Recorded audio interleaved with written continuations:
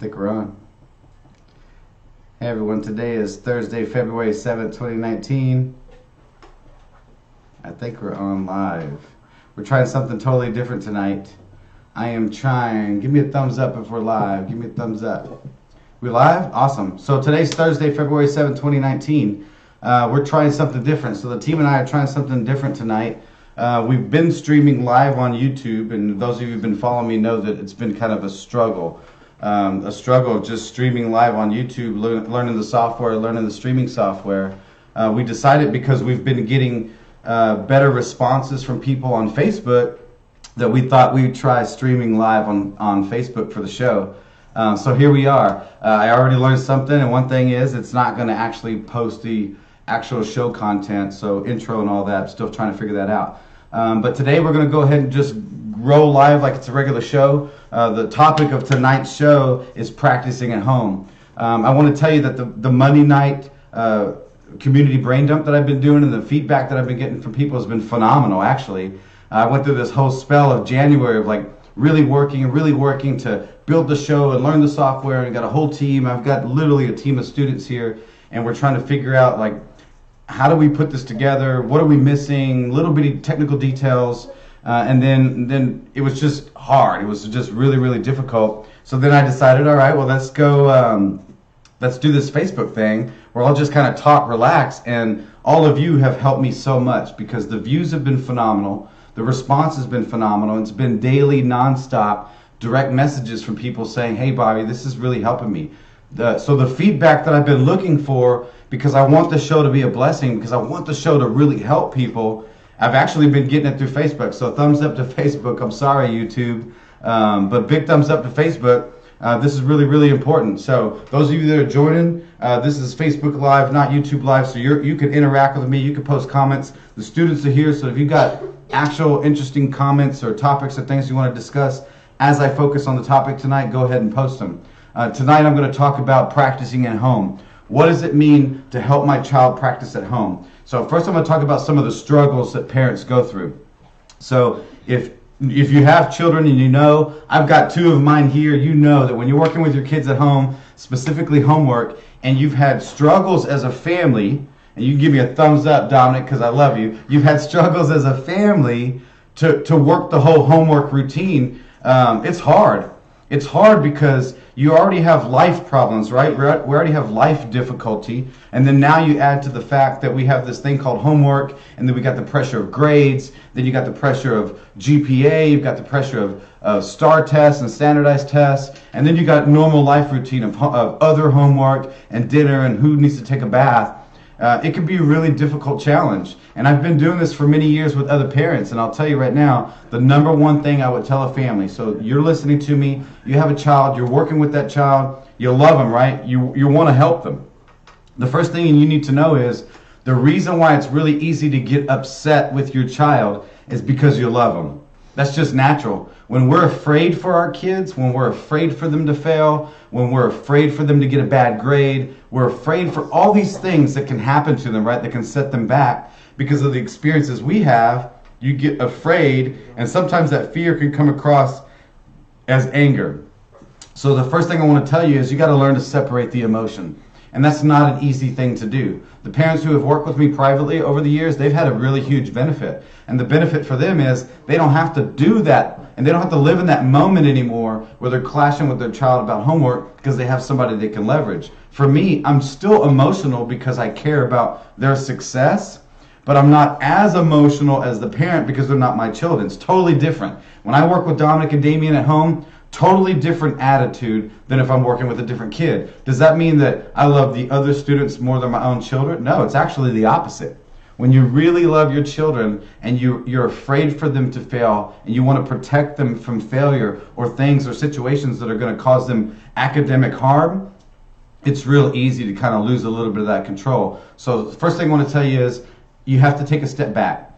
It's not simple. I know it's not simple, but I want to encourage you. You got to take a step back and kind of tell yourself, I need to separate the emotions. Set that aside. Number two, I already talked about this on one of the other shows. Show, don't tell. I'm going to say this every week as many times as I can say it until the last day I do the last show ever. if you know little about mathematics, the less you know about math, the better math teacher you will be for your kids. All the years that I've been teaching, I've been known to be a facetious teacher, kind of a smart you-know-what, because I always answer questions with questions. But there is a science to that type of teaching. It's the Socratic method, basically. A student asked me, well, how do I do this, Bobby? I'm just going to tell you, I don't know how do you do it. Now, let's just pretend I didn't really know how to do the math. There's nothing wrong with saying, I don't know, how do you do it?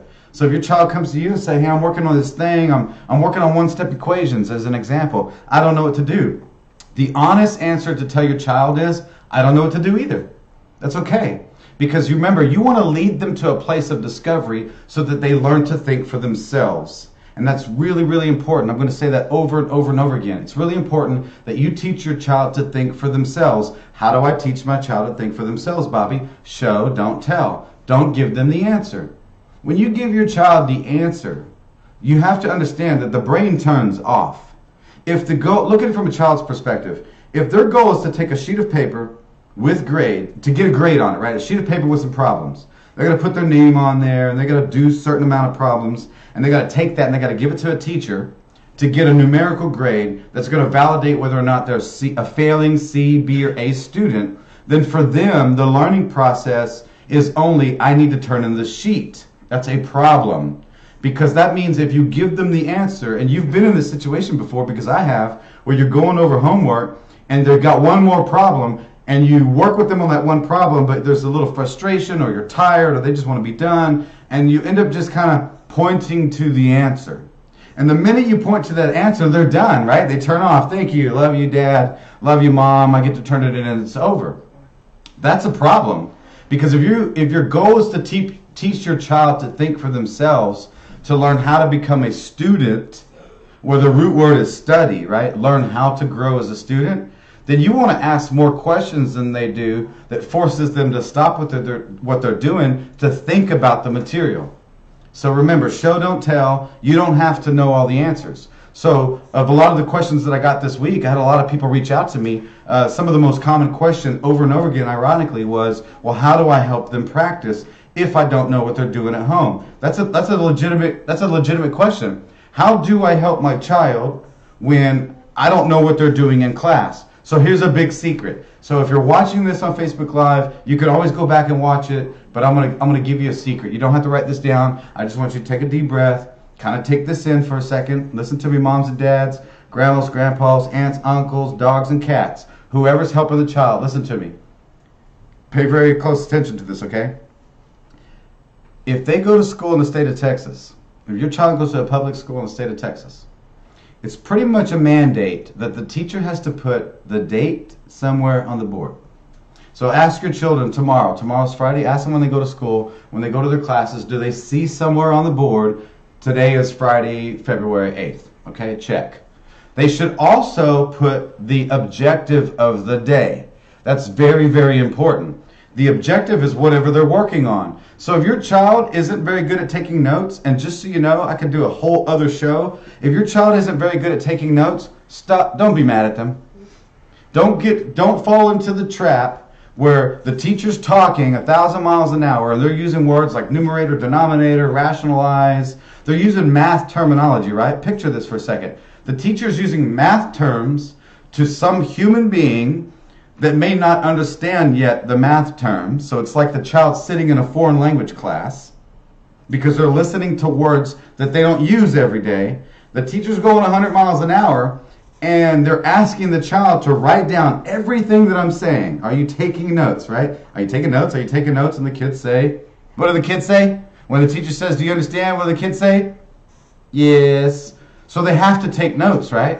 They're taking notes. But here's the problem. While they're focusing on taking notes and they're trying to comprehend the words that the teacher is saying, which is probably foreign to them because it really got to that level of mathematics, then when the teacher says, does everybody understand? Or they call on a student and ask them a question, guess what happens?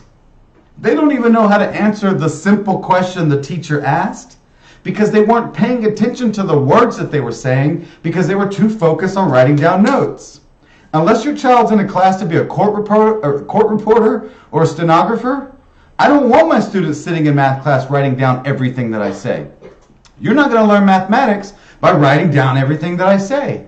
You're going to learn mathematics by watching me do math and then trying the math yourself by following a few little steps, not understanding what you're doing, but learning what the steps are that lead us to a place that now we can start asking some real questions so we can have that moment of enlightenment to discover, that's how I do the math. So as an example, you could tell your children tomorrow, you can tell them tonight, when you go to math class tomorrow, I want you to just write down what was the objective that the teacher put on the board and put that somewhere in your notes. So if your child doesn't do anything but draw pictures of Bobby or write notes in there that say, I love the iTutor math show because of Bobby's so amazing, instead of writing down the notes that their teacher says, don't freak out. Because if your child writes down just the objective, you pretty much have everything that you need to help your child practice at home, which leads to the topic of today. How do I help my child practice mathematics at home? Well, if you know what the math is called, guess what? It's pretty much universal. So I'll just throw this out there. You're watching, right? So what do you think fractions are called? Here, if you're watching and you can post a comment, here's a question for you. What do you think fractions are called in Africa? Take a guess. Somebody post a comment. If we flew on a plane tonight to Africa and we had these things with the numerator and the line and the denominator, what do you think they're called in Africa? You want to guess? They're fractions. They're fractions. And one-step equations, linear equations, quadratic equations, they're the same thing in Europe. They're the same thing in Germany. They're the same thing in California. It doesn't matter where you are. It may seem different because of the approach of how they expect mathematics to be taught, but the math is the same. I tell people all the time, the math is the same. So your child may have been ahead if they were in a different state when they come to Texas, or they may leave Texas and go to another state and be behind, but that doesn't mean the math is different. Fractions are fractions. The same fractions we had to suffer as students ourselves when we were growing up in the 70s, 80s, and 90s is the same fractions your child is doing today. And guess what? If they grow up and have children, it's going to be the same fractions their kids do. So what's the point of saying that, Bobby? The point of saying that is they might as well learn it.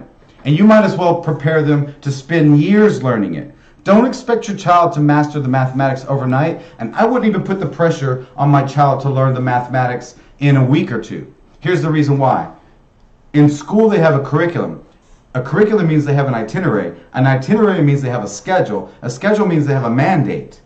What's the point of all that? The point of all that is they have a list of things they have to teach. And they have to start on a certain day, they have to test on a certain day, they have to be done and move on to something else. Do y'all agree? Everyone agree with that? They have to move on. So if your child doesn't pick up an element of math in class, and they've already tested on that, and they're moving on, that's where the whole my child is falling behind feeling happens. But here's the reality. Who owns the child? You own the child. Why does that matter to me, Bobby? Because you have the opportunity to offer a safe place for your child to come home and say, last week we were learning one-step equations. They're already moved on to something else this week, Mom and Dad, but I still don't know it. And if you know they're going to have to know it to get through college math, to at least get a 2-year degree in the state of Texas, what's wrong with saying, well, let's spend the next 2, 3, or 4 weeks, or 5 weeks, or 6 weeks, or 6 months if you want to, practicing that element at home on our own time, at our own pace, in a safe place that isn't dictated by a grade or a test. Does that make sense?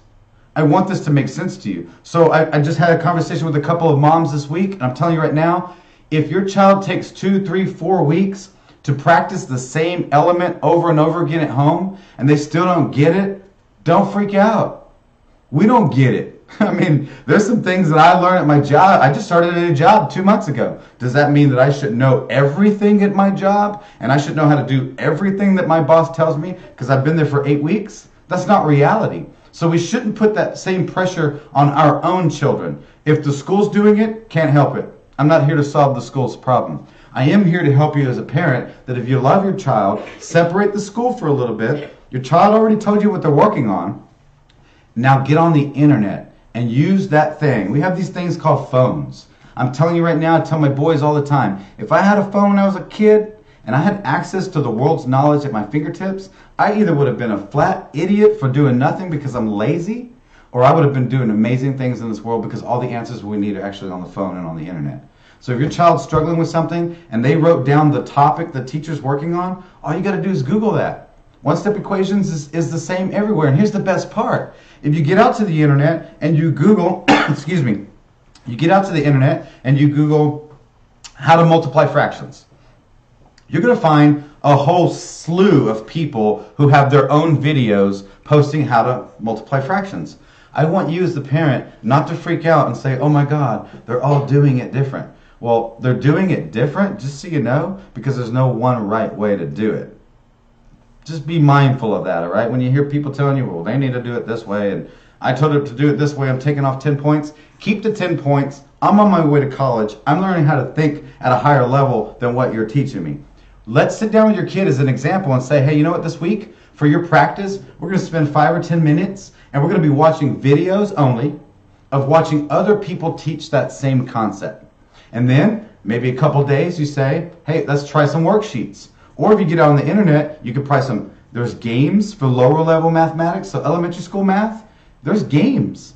If your kid is in 1st, 2nd, 3rd, or 4th grade, and they're still learning how to master basic fractions, multiplication facts, percent, and stuff like that, use the internet, play some games, make homework, which we don't like the word homework, make practice fun and engaging, and not the typical sit down, shut up, memorize, turn in my sheet.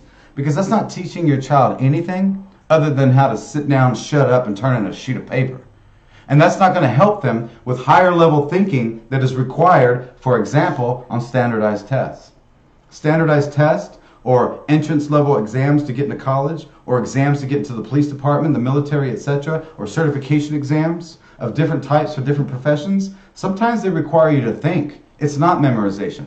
So if you don't condition your child now, while you have access to them at home, you're not going to help them think at that higher level.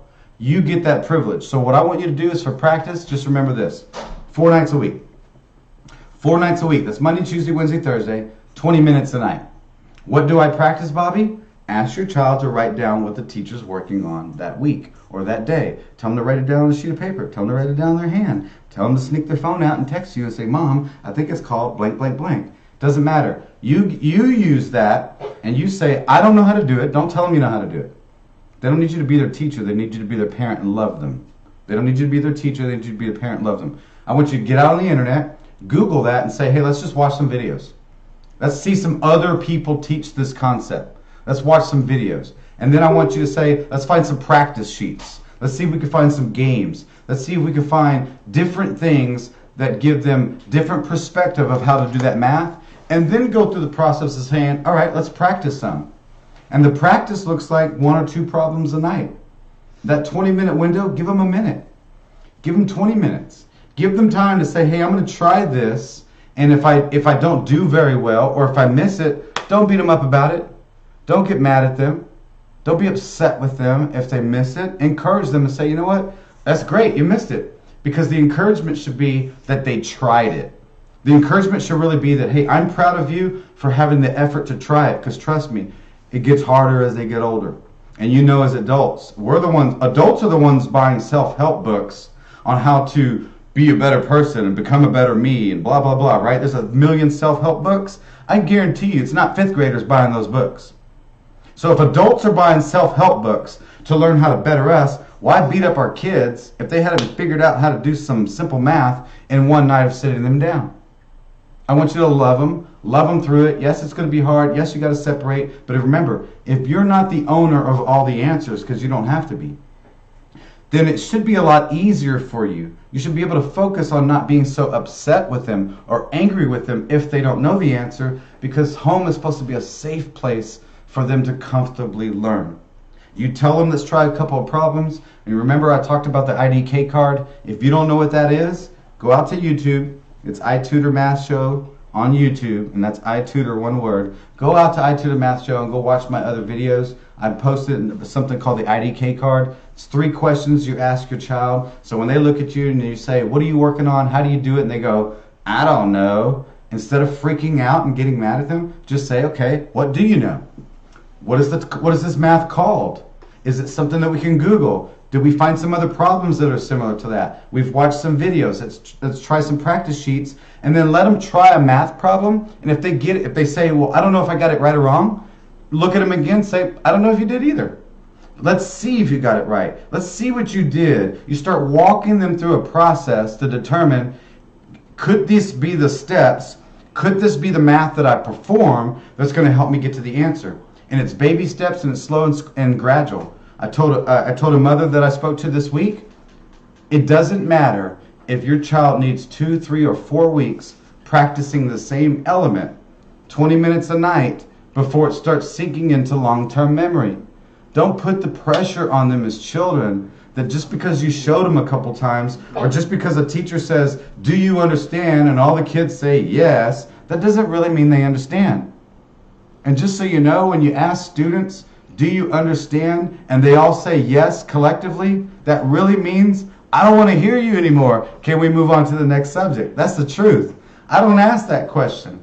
I ask questions that say, what questions do you have for me? What do you see that might be troubling you? How do we think we got the answer? Or if I do a practice problem, I ask them, did I miss it? Let your child learn to walk and talk mathematics with you. And when you start seeing that confidence level, because here's the best part, you may be learning the math too with them, and learning something with your child is pretty awesome. Let them slowly start teaching you, and that's what's eventually going to start helping build that long-term memory to get to that place that is truly, ready, understanding. Anyone can learn the steps. Teach them how to find answers and be resourceful, and then move into a place that says, after I've experienced certain mathematics, certain types of math problems over and over again, the understanding will come. And that's pretty much it. On the topic of practicing at home, again, my encouragement is 4 nights a week, 20 minutes a night. Mix it up. Don't give them silly worksheets. Half the worksheets that my students bring to me from school looks like something they downloaded off the internet. It's not helping them anyways. Give them something different. Try to find some games. Try to write your own problems. Try to see if you can be engineers and say, well, let's start with the answer and see if we can go backwards to see how they created the problem. Make it creative. Make it fun. Make it engaging. But more important, remember, show, don't tell. Make it to where they own it so that they can talk to it. So, good point, Amber. I promised myself and a lot of people when I started doing the show, Amber, that I would really do my best not to go there where you're going, but you're right. I send my children to school because if you don't send your children to school in the state of Texas, guess what happens? You get tickets. I want some of the real learning that it's going to take for my children to learn how to think for themselves. I want that to be at home. I want to encourage you to do the same thing. If you have questions or comments, thank you, Amber, for sharing. I know it's frustrating, but yes, your child, you love her. And I hear you have a phenomenal math tutor that your daughter will be working with. So her world's about to change anyways. So she's not going to have that problem anymore. She's going to be one of the new students that I work with. So if anybody else has any comments or questions, thanks, Davion. Thank you, Jesse. Thank you, Ceci. If anybody's got any questions or comments about that, I'm going to open it up. If you have any questions about practicing with your child at home specifically, maybe some of the struggles that you might be having at home, maybe I've talked about it, I'm going to leave it open for a few seconds. I'm going to basically just kind of shut up for a minute, essentially. And if you have questions, I want to hear from you. I'd like to discuss it before we close out.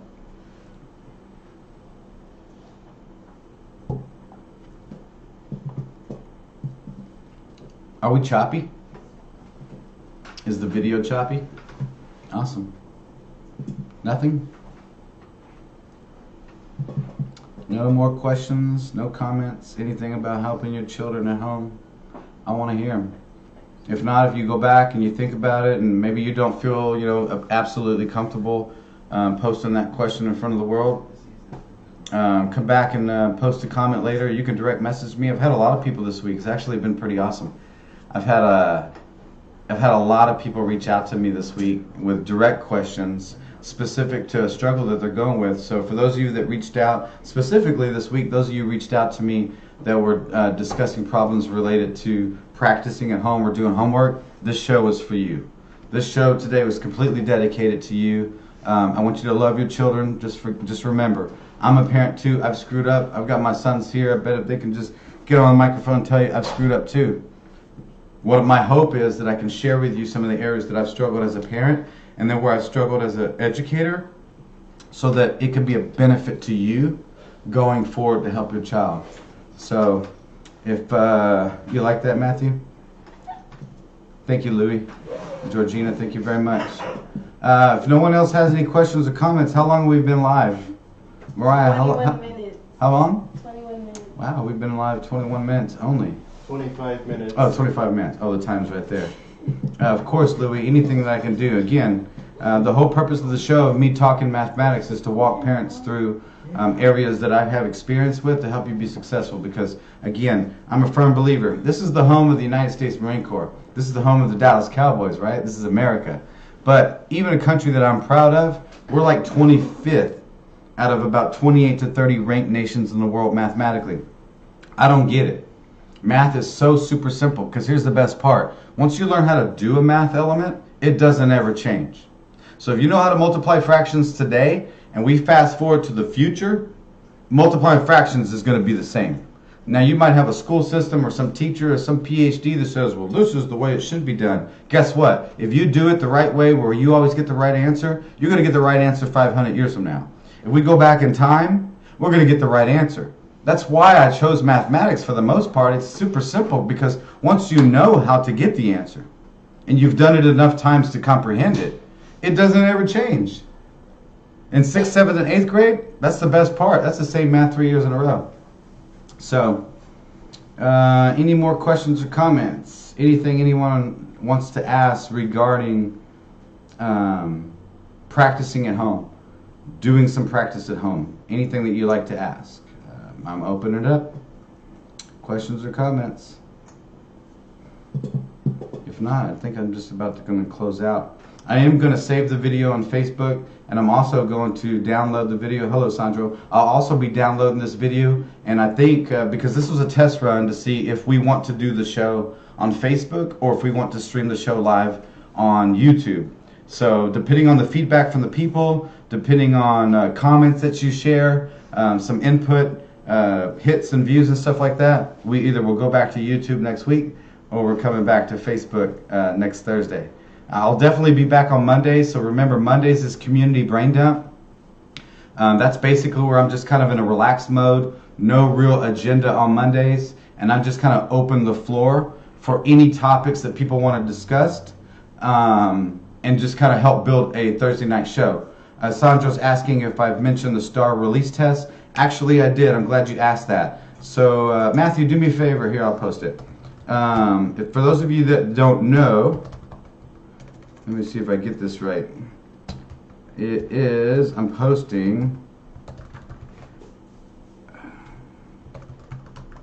if you don't know, that's the link to my iTutor Math show on YouTube. I've actually already talked about that. So Sandro asked if I've mentioned STAR release test. I've actually did 2 parts of what will eventually become a multi-part series called The Shooting Star. They were actually my first shows. So if you go out to YouTube, you'll go back and look and show episode 1, episode 2 called The Shooting Star. I actually show the parents how to go out and download the release tests. So for those of you that are getting ready for your child to take the STAR test this year, the release tests are out there. And what a release test is, it's a test that was administered, the test is over, and now you can go download it. And I know that might feel like, well, what's the point of downloading a test if they already gave it? I'll give you a big secret. So if any of you watching work for the department that writes STAR tests, you could go ahead and log off right now. Everyone else, there's no creativity in the test writing. If you don't believe me, go download 2 or 3 years of the same math test for the same grade, print them out, lay them out, and tell me how much difference you see. Tell me how much variance you see in the types of problems. What's the point of that, Bobby? Because when I work with kids to help them master the STAR test, I find the fundamental problems that are always recurring, the same repetitive problems, and then I compare that to the child's report that explains what sections they missed. And if you don't know what sections they are, all you got to do is look at the answer sheet on the release test. It tells you what section. And then I focus only on the elements that they missed the most, as my practice. So I do that all the time with my kids. That's what I do. I'm picking up a new student this Saturday. We're going to start focusing on a 5th grade star. That's exactly what I'm going to do. I find out what she doesn't know. Everything else she does know, I leave it alone. We focus on 4, 5, 6, maybe 10 problems. Maybe 10 problems in 10 weeks. Maybe only 5 problems. But here's the thing. When your child learns how to perform and master one type of problem, that usually equates to 2 more problems that they'll get right on a standardized test.